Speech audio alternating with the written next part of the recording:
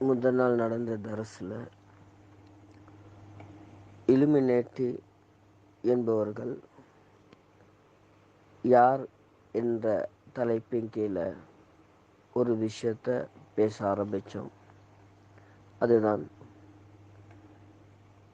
மக்களை திசை திருப்பதற்காக வேண்டி மக்களுக்கு மத்தியில் இலுமினேட்டிகளை பற்றி பல செய்திகளை பேச்சோடு பேச்சாக கலந்துவிட்டு சமூகத்தில் உள்ள புத்திஜீவிகள், ஆய்வாளர்கள் அனைவரையும் இவர்கள்தான் இலுமினேட்டி என்ற திசைக்கு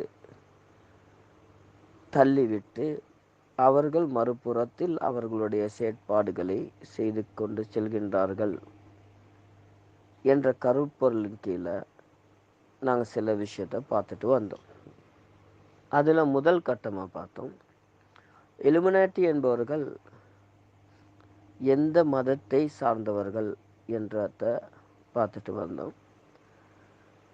முடிவு அவர்கள் எந்த மதத்தையும் சாராதவர்கள் என்றதுதான் முடிவு. அதில் இன்னொரு விஷயம், என்னுடைய இன்பாக்ஸுக்கு ஒரு கேள்வி கேட்டிருந்தாங்க. அசத், அப்போ நீங்கள் ஒரு 5-6 வருஷத்துக்கு முன்னால் இந்த பிளாக் சப்பாத்தியன்ஸ், அதே போல் இலுமினாட்டி, அதே போல் சாத்தானிசம், கார்ட்டூன், நேக்கட் வேர்ல்டு, இதை பற்றியெல்லாம் பேசியிருந்தீங்களேன்ற ஒரு கேள்வி கேட்டிருந்தாங்க. அது உண்மையிலே நல்ல ஒரு கேள்வி தான். நானும் யோசிக்கல அந்த கேள்வி ஒன்று வரும் என்று. உண்மையில் வந்தது எனக்கு லேசாக போச்சு.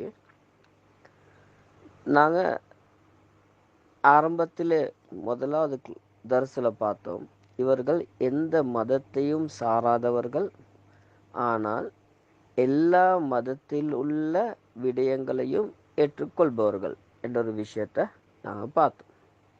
அந்த அமைப்பில் எங்களை நிறைய பேருக்கு, குறிப்பாக உலமாக்கள், இந்த விஷயத்தில் பஹஸ் பண்ணக்கூடிய உலமாக்களும், நான் இந்த ப்ரோக்ராமை மெயினாக உலமாக்களும் யூனிவர்சிட்டி பல்கலைக்கழக மாணவர்களுக்கு தான் பிரதானமாக சொல்லுறேன். ஒரு கன்ஃபியூஸ் ஆகக்கூடிய விஷயம் ஒன்று தான், எல்லாத்தையுமே நான் ஆரம்பத்தில் சொன்ன மாதிரி இலுமினாட்டி என்று தான் சேர்த்து வச்சிருக்கிறோம். பல பிரிவு இருக்குது. இன்னும் லேசாக சொல்கிறேன்டா, இந்த இஸ்லாத்தில் காதியானி, ஷியா, அதே போல் முஅ்தஸிலா, ஹவாரிஜிகள் இருக்கிற மாதிரி இதுகள்லையும் பிளாக் சப்பாத்தியன்ஸ் என்ற ஒரு கூட்டம், சாத்தானிசம் என்ற ஒரு கூட்டம், கப்பாலிஸ்ட் ஒரு கூட்டம், இப்படி அவங்களையும் நிறைய பிரிவுகள் இருக்குது. இந்த எல்லா பிரிவையும் உள் அடக்கி கொண்டு வரக்கூடியதற்கு பெயர்தான் இலுமினாட்டி. எனவே அந்த பிரிவுகள் எல்லாமே இலுமினேட்டி என்றது இல்லை. இலுமினேட்டி என்பது அந்தந்த பிரிவுகளில் தேவையான நேரத்தில் எடுத்து அவங்களோட பிரயோஜனத்தை அடைஞ்சிட்டு விட்டுருவாங்க. இதுதான் இலுமினேட்டி என்றது. அதே போல் நீங்கள் நியாயமாக இந்த டாக்குமெண்ட்ரிஸ் தமிழில், இங்கிலீஷில் வாரத்திலையும் பார்த்து இந்த கப்பாலாக்கள் என்று வரும்.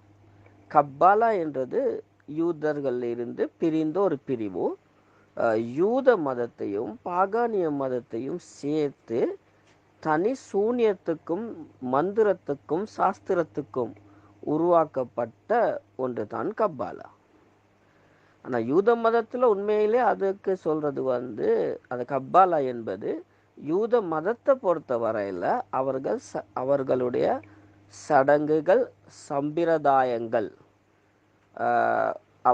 ஆகியவற்றை உள்ளடக்கிய ஒரு புத்தகம். அப்படின்றா எங்களையை பொறுத்த வரையில் சொல்கிறேன்டா, இபாதத் சம்பந்தப்பட்ட ஒரு புத்தகம் தான் கப்பாலா என்றது. அதாவது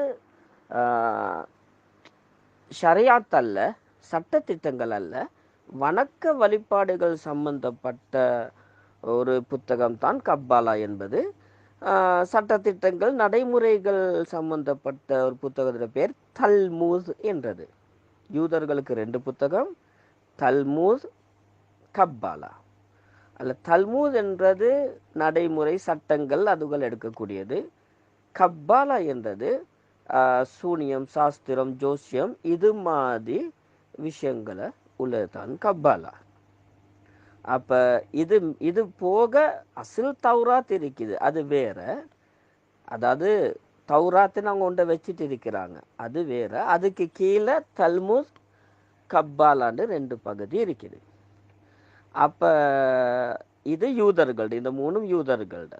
அப்ப இதுல இந்த கப்பாலா என்ற அந்த சாஸ்திரம் சூனியங்கள் சம்பந்தப்பட்டதுக்கு தானே இத சபத்தாய் ஜவி என்ற கூடிய ஒருவர் படிச்சு துருக்கியில, அவர் ஒரு போலி நபியாக எங்கடையில் எப்படி முசைலமத்து இந்த என்ன முசைலமா வந்தாரோ இதே போல அவர் ஒரு போலி நபியாக உருவாகி, நான் தான் கடைசி நபி, மஸ்ஜிதுல் அக்ஸாவை நான் தான் மீட்ட போறேன்னு சொல்லி அவரோட பின்னுக்கால கிட்டத்தட்ட 135 குடும்பங்கள் அந்த மதத்துக்கு ஏற்றுக்கொண்டு அதுலேருந்து பல்லாயிரக்கணக்கானங்கள் உருவாகி அதுல பிரிஞ்ச ஒரு பிரிவு தான் சப்பாத்தியர்கள் என்றது. அப்ப இவங்க பிரதானமா இது ஒரு பிரிவு. அதுக்கு பின்னால 1979ஆம் ஆண்டு காலப்பகுதியில் உருவாயின மற்றும் ஒரு பிரிவு தான் சாத்தானிசம் என்றது. அவங்க பொதுவாகவே அதாவது ஒரு நிர்வாண உலகத்தை நோக்கி போகக்கூடிய ஒரு கூட்டம், இது வேற. இதே மாதிரி ஒவ்வொரு கொள்கையிலையும் இதெல்லாம் ஒவ்வொரு தனி கொள்கைகள். இந்த எல்லா தனி கொள்கையில உள்ளதையும் உள்வாங்கி தான் என்ன செய்யறாங்க, இலுமினாட்டி அல்லது ஃப்ரீமேஷன்ன்றது செயல்பட்டு கொண்டு இருக்கிறாங்க. அப்ப வெளிரங்கத்தை பொறுத்த வரையில லீகலா பார்க்குற நேரம் இலுமினேட்டி என்றால் நீங்க யாரெண்டுமே பிடிச்சு கொள்ள இயலாது. அப்ப ஃப்ரீமேஷன் என்று சொல்ற நேரம் அவர்கள் ஒரு சமூக தொண்டாளர்கள், சமூக பணி செய்யக்கூடிய ஒரு சோஷியல் அசோசியேஷன், இதுதான் ஃப்ரீமேஷன்ஸ். அப்ப மற்றபடி அந்த இலுமினேட்டி என்றது ஒரு எந்த மதத்துக்கோ எந்த வேத புத்தகத்துக்கோ சார்ந்தது அல்ல, அது அரசியல் சார்ந்த ஒரு போக்கை கொண்டது. அதாவது நீங்க இந்த கப்பாலா என்றதும் பிளாக் சப்பாத் என்பதும் சாத்தானிசம் என்பதும் இப்படி நிறைய பேர்கள் வரும். இது எல்லாமே தனிய ஒவ்வொரு விதமான கொள்கைகளும் கோட்பாடுகளும் வேதங்களும். நாங்கள் அதெல்லாம் இனி பேச போனோம்னா எங்களுக்கு ஒவ்வொன்றையும் பற்றியும் அப்படியே மிச்ச நாள் போயிடும். எனவே அதெல்லாம் எக்ஸ்ட்ரா ஜாயிதா வரக்கூடிய இதுலேருந்து ஃபரையத்தா பிரியக்கூடிய பகுதிகள். எனவே நாங்கள் விட்டுட்டு நாங்கள் இலுமினாட்டியை மட்டும் இன்ஷா அல்லாஹ் பார்த்துட்டு போவோம். இந்த அமைப்பில் நாங்கள் போய்கொண்டு இருக்கக்கூடிய தலைப்பு என்னன்னு சொன்னால், முதலாவது சொன்னேன் அவங்க எந்த வேதத்தையும் சாராதவர்கள் என்று. ரெண்டாவது விஷயம் என்னென்னு கேட்டால், அவங்கள பொறுத்த வரையில் இன்றைக்கு ஆரம்பிக்கும் பொழுதே ஒரு பேர் சொல்லுவாங்க, சீக்ரெட் கவுன்சில். இன்றைக்கும் ஒரு வீடியோ ஒன்று வந்துச்சு, அதை பார்த்தேன் வாட்ஸ்அப்பில். ஏதோ ஒரு குழுமத்தில் யாரோ போட்டிருந்தாங்க, இரகசிய சங்கம் அப்படி பேர் போட்டு தான் வந்திருக்குது. நூற்றுக்கணக்கான புத்தகங்களும் எழுதப்பட்டிருக்குது, இங்கிலீஷில் நிறைய இருக்குது. சீக்ரெட் கவுன்சில் என்ற அதே பேரில், சீக்ரெட் கவுன்சில் என்ற பேரில் எக்கச்சக்கமான புத்தகங்கள் எழுதப்பட்டும் இருக்குது. அப்போ இன்றைக்கு உலகத்திலேயும் பொதுவாக இதை பற்றி பேசுகிற நேரம் சீக்ரெட் கவுன்சில் என்று தான் ஆரம்பிப்போம். எனவே இதில் ரெண்டாவது பகுதியாக நாங்கள் இன்றைக்கு பார்ப்போம். இந்த சீக்ரெட் கவுன்சில் என்றால் இரகசிய சங்கம் தானே, இரகசியமான சங்கம் என்று தான் பெருசாக எல்லா இடத்துலையும் பேசுகிறாங்க. அப்போ உண்மையிலே எங்களுக்கு சீக்ரெட் கவுன்சில் என்று சொல்லிட்டு அவங்க சீக்ரெட் கவுன்சிலாக தான் இருக்குதா, உண்மையிலே நாங்கள் நினச்சிருக்கிற மாதிரி ரகசிய சங்கமா? அதாவது நான் இன்றைக்கு உங்கள்கிட்ட சொல்ல வரேன்னு கேட்டால், இந்த ரகசிய சங்கம் அவங்கள பற்றி யாரும் தெரியாதுன்னு பேசுகிறோமே, உண்மையிலே ரகசிய சங்கமா இல்லாட்டி நாங்கள் தெரியாமல் அப்படி சொல்கிறோமா? எனக்கு நல்ல ஞாபகம், 2000ஆம் ஆண்டு பிறக்கும் பொழுது, மிலேனியம் பிறக்கும் பொழுது ஒரு யாரோ ஒரு சகோதரர் பேசியிருந்தாங்க, ஒரு 5 ஹவர் எப்படியோ ஒரு ஆடியோ உண்டு. அதில் அவர் இப்போ பேசியிருந்தார், ஆரம்பத்தில் நான் இந்த மிலேனியமில் ஒரு ரகசியத்தை உலகத்துக்கு சொல்கிறேன், சீக்ரெட் கவுன்சிலை பற்றி. இதை பற்றி நான் சொன்னால் நாளைக்கு நான் உசுரோடு இருப்பனோ தெரியாது என்ற அளவுக்கு, எனக்கு அந்த வார்த்தை ஞாபகம் இல்லை, அந்த அளவுக்கு பேசியிருந்தாங்க. அப்படி நியாயமான ஆட்கள் ஒரு மிச்சம் பயந்து போய் பேசுகிறத பார்க்குறோம். எந்த அளவுக்குன்னா சரி, பெரிய பெரிய கவுன்சிலிங் ப்ரோக்ராம்ஸில், ஸ்கூல் மாணவர்களுக்கு செய்யக்கூடிய ப்ரோக்ராம்ஸில், அதே போல் சில உலமாக்கள், இளம் உலமாக்களுடைய பயான்களில் கூட யூ மஸ்ட் வாட்ச், நீங்கள் கவனிக்கப்படுகின்றீர்கள் என்ற வார்த்தை சொல்லப்பட்டிருக்கிறது. ஒரு இடத்துக்கு போன நேரம் பார்த்தேன்னு ஒரு 25-26 வயசு வாலிப புள்ள, மாஷாலா நல்ல ஒரு கொத்துபா, அல்ஹம்துலில்லாண்டு வளர்ந்து வர புள்ளைகள் வருங்காலத்தில் ஒரு நல்ல நிலைமைக்கு போகக்கூடிய அளவுக்கு மாஷா அல்லான்னு பேசின புள்ள. ஆனால் அந்த பேச்சில் பிரதானமாக எடுத்திருந்தாங்க, நீங்கள் கண்காணிக்கப்பட்டு கொண்டு இருக்கிறீங்க என்று சொல்லி போட்டு, நீங்கள் எங்கே போனாலும் தெரியும், நீங்கள் அப்படியே ஒரு பெரிய டீட்டெயில்ஸ் சொல்லி நாங்கள் பின்னுக்கு பார்ப்போம். இது மந்திரம் கால் மதி முக்கால் என்ற மாதிரி கொஞ்சத்தை வச்சுட்டு எங்களை எல்லாத்தையும் பயங்காட்டி உட்கார வைக்கிறது என்றதை தான் நான் உங்களுக்கு ப்ரூஃப் பண்ண பார்க்குறேன். இந்த அமைப்பில் இந்த சீக்ரெட் கவுன்சில் என்று சொன்னால் ஒரு மறைவான சங்கம் என்றா அது எவ்வளோ மறைவாக இருக்கணும். உதாரணத்துக்கு ஸ்ரீலங்காவில் பிரபாகரன் இருந்தார். அப்போ இவர் ஒரு பயங்கரவாத இதில் இருந்தார், அவர் அதில் தலைவராக இருந்தார். அப்போ அவரோட வீடு, அவரோட ஆஃபீஸ் எங்கே வச்சுருந்தார்? வீடு எவ்வளோ பங்கரில் எத்தனை அடி கீழே வச்சுருந்தார். இதே போல் சதாம் ஹுசைன், அவர் குவைட்டில் இருந்து தலைமறைவாயின பின்னால் அவர் மறைவாக இருந்துட்டார்.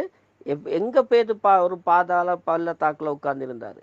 பொதுவாக மறைவான ஒரு சங்கம் மறைவான இயக்கத்தில் மறைவாக இருக்கிறேன்டா அப்படி தானே.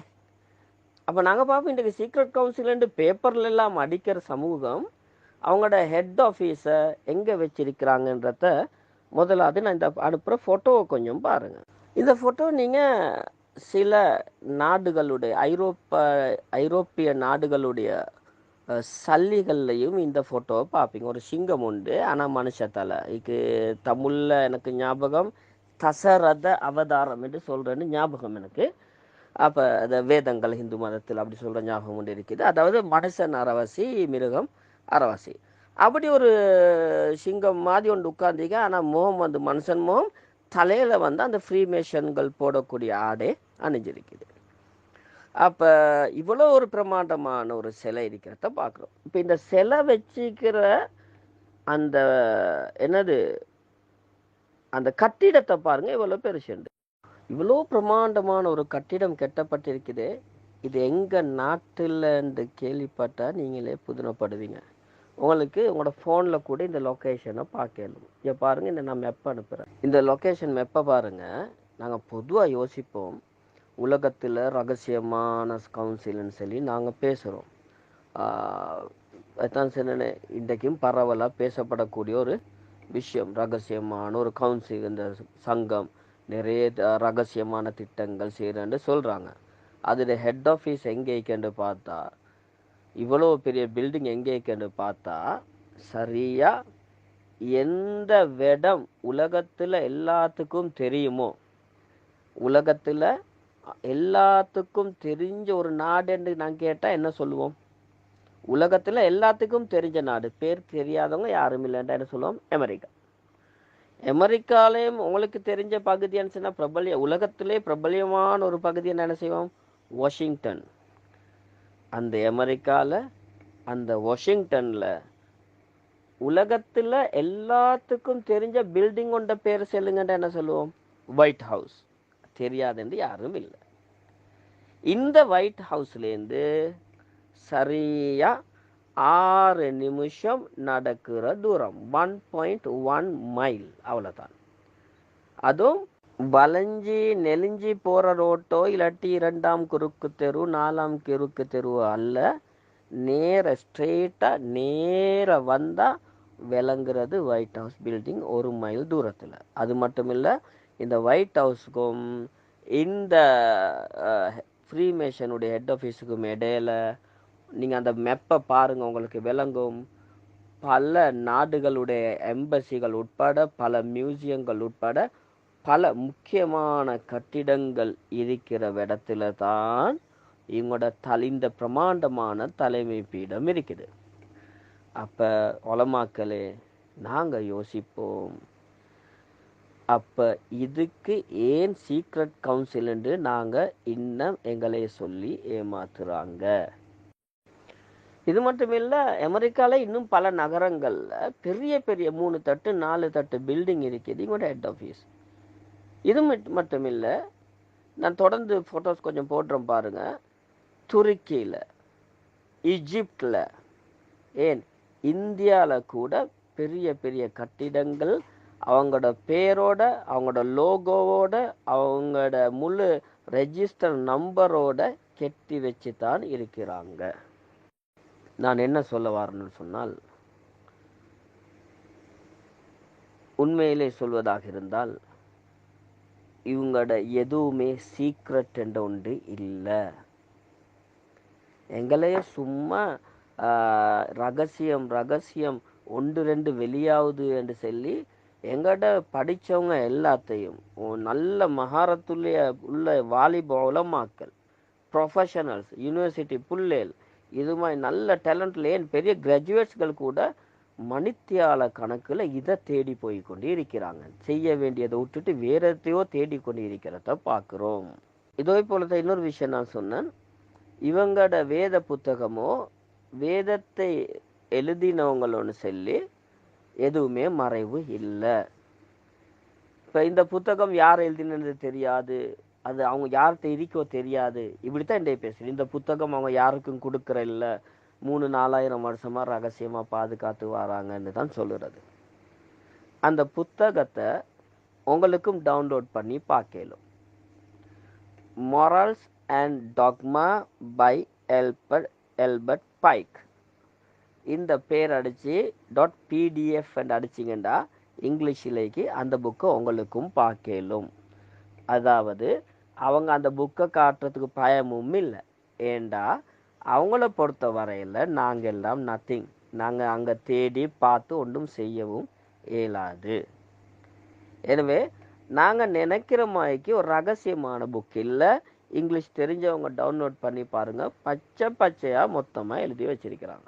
இந்த மேல ஒருத்தர் நின்று கொண்டிருக்கிறார பெரிய பில்டிங்கில், இது என்ன தெரியுமா? நான் உங்களுக்கு ஃபோட்டோ ஷேர் பண்ணிக்கிற மொரல்ஸ் அண்ட் டாக்மா என்ற புத்தகத்துடைய நூலாசிரியர் ஆல்பர்ட் பைக். அமெரிக்காவில் வாஷிங்டனில் அவருக்கு வச்சுக்கிற சிலையோட சைஸை பாருங்கள்.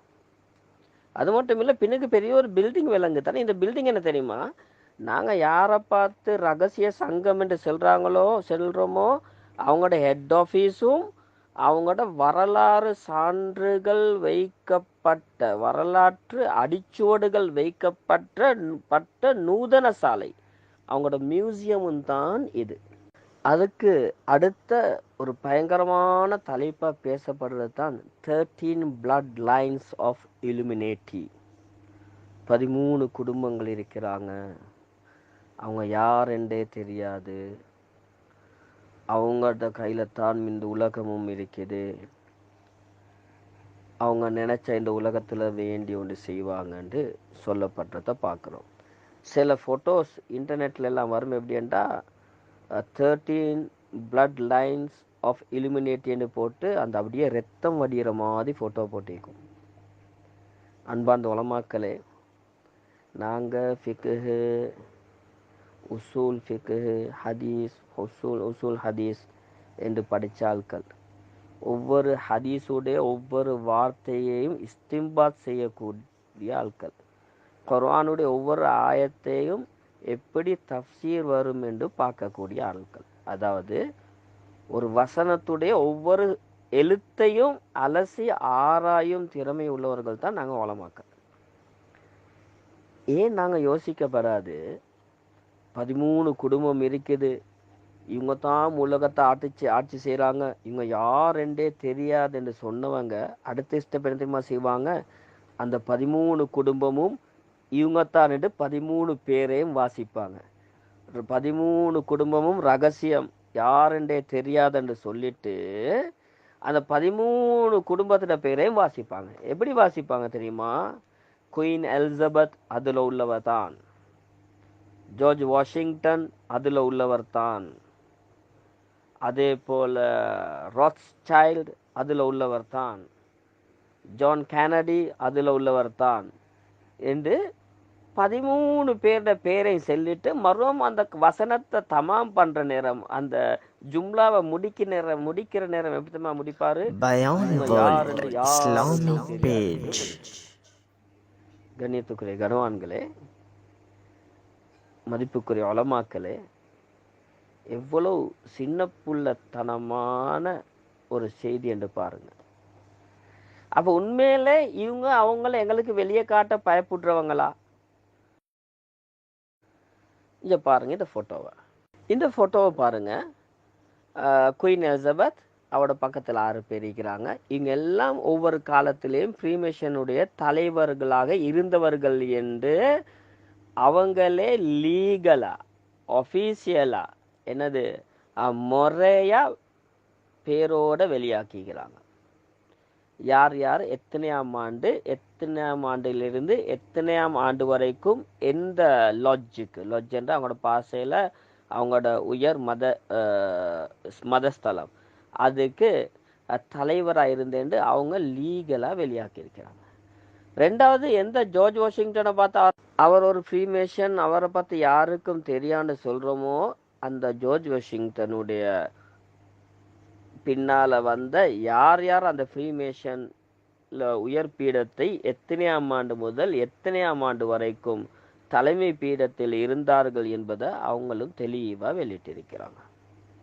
அப்போ சுருக்கமாக சொன்னால் எதுவுமே ரகசியம் இல்லை. அவங்களே சொல்கிறாங்க, எங்களோடவங்க இத்தனாம் தேதி வரைக்கும் இதில் இவர் தான் தலைவராக இருந்தார் என்று 1800 சொச்சத்திலிருந்து இதுவரைக்கும் யார் ஈக்கிறாங்கன்றத தெளிவாக சொல்கிறாங்க. அது மட்டும் இல்லை, இந்த ஃப்ரீமேஷன்களுடைய உயர் பீடத்துடைய சில ஃபங்க்ஷன்களில் விழாக்களில் பெரும் பெரும் தலைவர்கள் பகிரங்கமாக போய் அவங்களோட கலந்து அவங்களுக்கு ஹேண்ட்ஷேக் பண்ணி கை கொடுத்து அவங்களோட பேசி, அது பிரிட்டிஷ் போன்ற நாடுகளில் அவங்களோட டிவியில் பேப்பரில் எல்லாம் சர்வ சாதாரணமாக வரக்கூடிய ஒரு விஷயம். ஆக மதிப்புக்குரிய உலமாக்களே, இளம் வாலிப உலமாக்களே, நான் மிக கவலையோடு செல்லக்கூடிய ஒரு விஷயம்னு சொன்னால், இது மாதிரி நாள் கணக்கில் ஒவ்வொரு தலைப்பையும் எனக்கு லிஸ்ட் பண்ணிட்டு போகலாம். உங்களுக்கும் அது போர் அடித்து போயிடும். என்னன்னு சொன்னால், சுருக்கமாக சொன்னால், இது மாதிரி எதெல்லாம் சீக்ரெட்ன்றாங்களோ இவங்களில் 100% எல்லா செயல்களையும் தெளிவாக அவங்க செஞ்சுட்டு இருக்கிறாங்க என்பதற்கு 100% ஆதாரங்களை அல்ஹம்துலில்லாஹ் காட்ட முடியுமான அளவுக்கு காட்டலாம் அல்லாஹ்வின் உதவியை கொண்டு. என்றாலும் இதை இப்படி சொல்லிட்டே போகிறத விட இந்த வரலாற்றுக்கு நாங்கள் திரும்பணும் என்றதுக்காக வேண்டி 2 வகுப்பு முடிஞ்சதால் இந்த வரலாற்றுக்கு நாங்கள் திரும்ப வேணும் என்றதுக்காக வேண்டி நான் நினைக்கிறேன் இவ்வளவு உதாரணம் போதும் என்று. அதாவது அவங்களோட மதமும் மறைவில்லை, வேத புத்தகமும் மறைவில்லை, அந்த வேதமாக அவங்க கருதக்கூடிய வேதம் அல்ல வழிகாட்டியாக கருதக்கூடிய அந்த புத்தகத்தை எழுதினவரும் மறைவில்லை. இதில் யாரெல்லாம் உயர் பீடத்தில் இருக்கிறாங்களோ அவங்க யாருமே மறைஞ்சில்லை. சுதந்திரமாக அரச அங்கீகாரம் பெற்று நேற்று இன்றைக்கில்ல 1877ஆம் ஆண்டு இங்கிலாண்டில் அரச அங்கீகாரத்தை பெற்று ஆரம்பித்து பின்னர் அயர்லாண்டில் அந்த நாட்டுடைய அரசாங்கத்துடைய அங்கீகாரத்தை, அதாவது கவர்மெண்ட் ரெக்கக்னைசேஷன் எடுத்து, அதே போல் 3வதாக அமெரிக்கன் கவர்மெண்ட்டுடைய ரெக்கக்னைசேஷன் அங்கீகாரத்தை எடுத்து, இப்போ எங்கெங்கே நாடுகள்லாம் அவங்களோட பிரான்ச்சுகள் திறந்திருக்கிறாங்களோ அது ஒவ்வொரு நாட்டிலையும் அரச அங்கீகாரத்தோடு பதிவு செஞ்சிருக்கிறாங்க.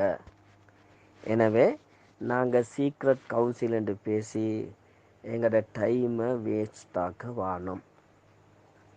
அது பொய் என்றத உங்களுக்கு தெளிவுபடுத்துறதோட,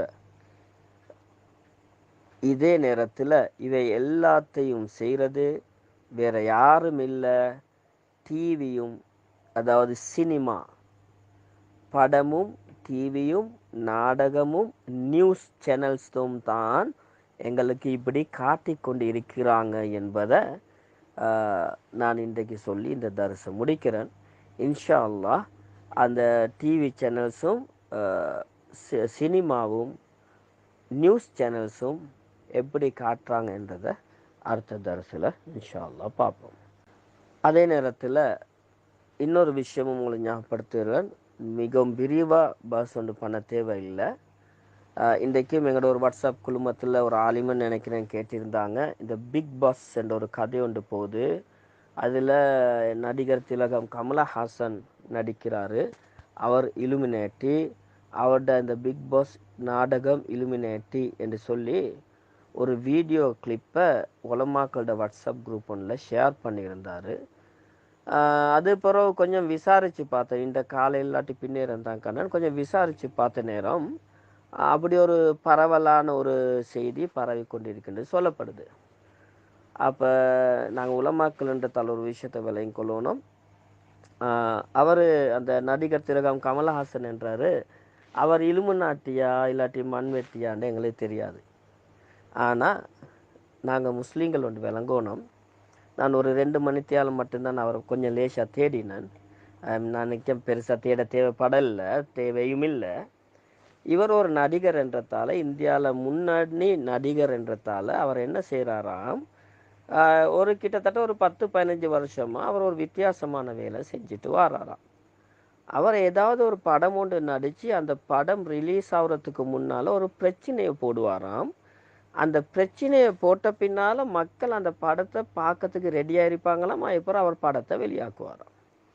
ஆரம்பத்தில் காந்திஜியை பற்றி ஒரு படம் ஒன்று எடுத்துக்கிறாராம். அதுக்கு அவரே அந்த படம் எடுத்துக்கொண்டிருக்குள்ளே செய்தி வந்துச்சாம், இவர் கோட்ஸே, காந்திஜியை கொலை செஞ்சவர் நல்லவர் என்றும் காந்தி கெட்டவர் என்றும் படம் எடுக்கிறாருன்ட்டு. சில நேரம் அவரது ஆட்களாகவும் இருக்கலாம், அல்லாஹு ஆலம். அவருக்கு எதிராக வழக்கு போட்டு அந்த வழக்கை எல்லா பேப்பர்லேயும் நியூஸில் எல்லாம் ஆஹூன்னு சொன்ன சரி, இவர் நடிகர் திலகம் கமலஹாசன் படம் ஒன்று எடுக்கிறாராம். அந்த படத்தில் என்ன செய்தாம், காந்திஜியை கெட்டவராகவும் கோட்ஸையை நல்லவராகவும் எடுத்துக்கலாம். செய்தி பரவ ஃபேமஸ் ஆகின பிறகு இவரோட படத்தை போட்ட சரி இவருக்கு நல்லா பாக்கெட்டில் சட்டி நிலையும். அதுக்கு பின்னால் என்ன செஞ்சாராம், இன்னொரு படம் எடுத்தாராம். அது படம் எடுக்கும் பொழுது ஒரு பெரிய ஒரு புரட்சி ஒன்று கிளம்பிச்சாம். இந்தியாவில் உள்ள பெண்கள் சங்கம், அதாவது மாதர் சங்கம் எல்லாம் பிரச்சனையை போட்டாங்களாம். இவர் படத்தில் பெண்களை தேவையில்லாத மாதிரி பேசுகிறாரு, தொடுறாரு என்ற மாதிரி பேசி ஒரு பேலப்பாளி ஒன்று மாதிரி பேத்து அது நியூஸில் போட்டு பேப்பரில் போட்டு எல்லாம் போட்டு அந்த படமும் வெளியாயின சரி இவருக்கு ஒன்று சல்லி கொட்டிட்டான். அதுக்கு போகிற இன்னொரு கதை ஒன்று எடுத்தாராம். ஒரு 10-15 வேஷத்தில் நடிச்சுட்டு அதில் ஒருத்தர் அது இன்னொரு வழக்கு போலிச்சாம். உயர் மட்டத்தில் மேல் ஜாதிகால்கள், நாங்கள் இந்துக்களை பற்றி படிக்கலைங்க, மேல் ஜாதி பிராமன்ஸ்கள் இருப்பாங்க. இந்த பிராமன்ஸ்களை பற்றி மேல் ஜாதிகளை பற்றி அந்த கீழே உள்ள தலித் கவுண்டர் அதே போல் அந்த அப்படி இந்த பல்லன் பறையன் அப்படி அவங்களோட விஷ்ணு பகவான்ட காலில் இந்த பிறந்த பகுதிகள்னு சொல்லுவாங்க கீழ் ஜாதி ஆட்கள். இந்த கீழ் ஜாதி ஆட்கள் நல்ல வேண்டும், அதில் மினிஸ்டர்மாருக்கும் உயர் ஜாதிக்கு அவர் ஏசுற என்று சொல்லியும் உயர் ஜாதியெல்லாம் சாவக்கொள்ள கீழ் ஜாதியிலேருந்து இவர் காப்பாற்றுறமாயும் படம் எடுத்திருக்கிறான் என்று சொல்லி யாரோ வழக்கு போட்டு அது பெரிய பிரச்சனையாகி ஒன்று போக்கல படம் வெளியாகி அதை சம்பாரிச்சிட்டாராம். அதுக்கு பிறகு முஸ்லீம்களுக்கு எதிராக ஒரு படம் ஒன்று எடுத்தேன்னு சொல்லி மருவம் கதை ஒன்று அதில் லாயிலாயிலாண்ட களிமா சொல்லி கொண்டு பொம்ஸ் வெடிக்கிறான் அப்படின்னு சொல்லி கதை சரி முஸ்லீம்களை ஏசி களிமா எல்லாத்தையும் கொச்சப்படுத்தி படம் எடுத்துக்கிறேன்ட்டு முஸ்லீம்கள் தார பிரச்சனையாகி அது பெரிய கூத்தாவி படத்தை எடுத்தாராம். அதிலே நல்ல வருமானம் வந்துட்டான். இப்படி ஒரு 6-7 செய்தி போட்டு இருந்துச்சு. அப்போ அந்த பேர்களுடைய ரிவ்யூவையும் பார்த்தேன். அப்போ அந்த சினிமா பற்றி அந்த 10 நிமிஷம் பேசக்கூடியவங்க செல்ற நேரம் இது எதுவுமே செல்றாங்களும் இல்லை. அப்ப என்னன்னு கேட்டா, இவர் படம் ஒன்று எடுக்க முந்தி இவரே ஒரு பிரச்சனையை போட்டு அதை பூதாகாரமாக்கி அது பிற படத்தை வெளியாக்குவாராம். இந்த அமைப்பில் இந்த பிக் பாஸ் என்ற நாடகம் எங்கட சிலோன்ல இருக்கிற பொம்பளைகளுக்கு வேலை வட்டி இல்லாததுக்கு நாடகத்தை தானே பார்க்குற. இவள்கள் எல்லாம் நாடகத்திலே பூந்து கொண்டு ராவு பவலா இருக்க கொள்ள தமிழ்நாட்டில் தான் பிரச்சனை நடந்துக்கு. தமிழ்நாட்டில் இருக்கிற மாதர் சங்கங்கள் எல்லாம் இது நடத்த கெட்ட முறைய குடும்பத்தில் காட்டுற நாடகம், வீட்டுக்குள்ளே காதல் அது இது என்று போகிற நேரம் அதை வீட்டுக்குள்ளே ஒரு கொமனா ஒரு காதல் சமாச்சாரம் எல்லாம் போகிற மாதிரி நடக்கூடிய நாடகம் என்று பட்டிமன்றங்களில் அதே போல் மாதர் சங்கங்கள் எல்லாம் பேச ஆரம்பித்தாங்களாம். ஆரம்பிச்சுட்டு நான் இந்த யூடியூப்ல ஒரு தலைப்பொண்டே போட்டு இருந்துச்சு, தமிழ் கலாச்சாரத்தை சீரழிக்கும் பிக் பாஸ் என்று தலைப்பெல்லாம் போட்டு யாரோ பொம்புலண்டு தாறுமாற ஏசுறாங்க. இப்படி ஏசுற நேரம் இவரோட வருமானம் குறைய கொள்ள திடீரென்று இப்போ இப்படி ஒன்று வந்திருக்குது, இவர் இலுமினாட்டியாம் அதாம் இதாம் என்று. அப்போ இந்த இஷ்யூ வரக்கொள்ள எங்களுக்கு ஒன்று விளங்குது இல்லையா? பொதுவாக இப்போ என்ன நடக்கும்? வளமையாகவே இந்த இலுமினாட்டியை தேடிக்கொண்டு இந்த எலியை தேடி பூனை சுத்துறமாய் மோப்பம் பிடிச்சிட்டு எங்கட புள்ளேல் சும்மா இப்போ நாடகத்தை மட்டும்தான் விட்டு வச்சிருந்தானோ இப்போ அதை பார்க்க ஆரம்பிச்சிருவானு. அப்போ அதில் என்ன சொல்கிறாங்க சொன்னால், இவர் வந்து இனிமேல் நடக்க போகிறதெல்லாம் இலுமினாட்டி சொல்லுவாங்க, இந்த நாடகத்திலையும் நடக்க போகிறதெல்லாம் சொல்லுவாங்க. அப்போ என்ன அர்த்தம்? எல்லாரும் அதை கேட்க ஆரம்பிப்பாங்க. அப்போ அவர் அதில் செல்றாராம் ஆரம்பத்தில் என்னது, இது நாங்கள் அல்ல இது நீங்கள் தான் என்ன செல்றாராம். அப்போ அதை பேசுகிற ஆடியோ அந்த வீடியோ 2 வீடியோ 3 வீடியோ இது வரைக்கும் வந்துருச்சு. 2 தான் ஸ்ரீலங்காவில் கூட ஷேர் ஆகிச்சு, மற்றொன்று ஷேர் ஆகலைன்னு நினைக்கிறேன். அப்போ இப்போ என்ன நினைப்பாங்க, இப்போ நடக்க போகிறெல்லாம் இலுமினேட்டிக்கு தெரியும் தானே என்று அவங்களுக்கு வகையிலேயே வருது, இலுமினேட்டிக்கு தெரியும் சுட்டி இப்போ இவரோட நாடகத்தில் எல்லாம் சொல்லுவாங்கன்ட்டு வீவர்ஸ் கூடும், அந்த சேனலுக்கு பெரிய சல்லி போகும், நடிகர் திலகத்துக்கு கோடிக்கணக்கில் கொட்டும். எனவே இதை நாங்கள் ஷேர் பண்ணி கொண்டு இதில் பின்னுக்கால அலையவானம், இதெல்லாம் பிஸ்னஸ் டெக்னிக், அவங்களோட சினிமாவுக்கு வருமானத்துக்கு ஒரு விஷயம். பொதுவாகவே நாங்கள் பார்க்கப்படாது. தேவையில்லை வீட்டில் வைக்கிறதுக்கு எங்களுக்கு தேவையான விஷயம் எவ்வளோ வைக்க டிவி பொட்டியை போட்டு பார்த்து கொண்டு இருந்தேன்னு சொன்னால் அதில் சீரழிவு, பெரிய சீரழிவு, அதைத்தான் நாங்கள் பார்க்கணும் ஒழிய இது இலுமினேட்டி அது இது நாங்களும் சேர்ந்து கதைச்சி அதை இன்னும் மோட்டிவ் பண்ணி பார்க்குற ஆட்களுக்கு நாங்கள் இன்னும் ஒரு புஷ் ஒன்று கொடுத்து தள்ளிடாமல் இருந்தால் நல்லம் என்றது என்ற ஒரு மிக பணிவான உண்டு மஷூராவும் கூட. இந்த எக்ஸ்ட்ரா இந்த விஷயத்தை சென்னத்தால் ஒரு 15 நிமிஷம் கூட போயிடுச்சு. நேரம் கூட போகிறதுக்கு முனைச்சிக்கோங்க. மதிப்புக்கும் கௌரவத்துக்கும்